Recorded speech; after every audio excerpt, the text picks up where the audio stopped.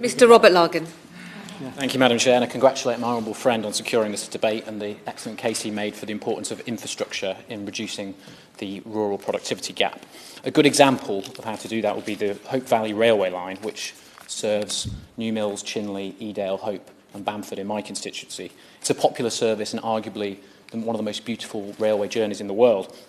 But in the period running up to December 2019, it scored only 52% on the public performance measure for train punctuality, making it one of the worst services in the country.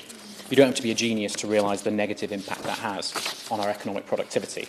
And please, we're making progress with the modern Class 195 trains recently starting service, phasing out the ancient pacers. I'm also campaigning for an upgrade on the capacity on the line so that we can get more frequent services, which would make a huge difference to a huge number of residents in my constituency.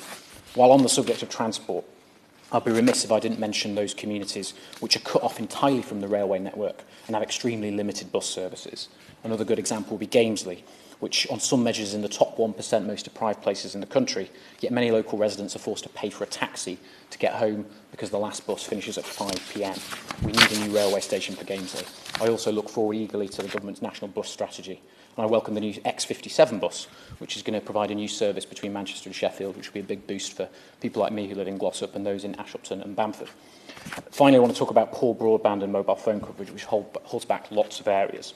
And that's why it's so important that we get this gigaband broadband rollout. And it's encouraging that we're finally starting to see that full fibre getting out to some of the hardest to reach places of the high peak. But we have to get the fibre to the homes, not just to the cabinet, which makes a big difference to speed. Openreach have recently announced that they're going to be extending full fibre to 11 Derbyshire market towns and villages, including Buxton, Glossop and Chapel Roughliffe, which I wholeheartedly welcome. And finally, I just want to acknowledge that this is a big challenge. There's no single silver bullet, no single act of Parliament, but if we work together, we can deliver for our constituents. Thank you. Ms Sherilyn McRory.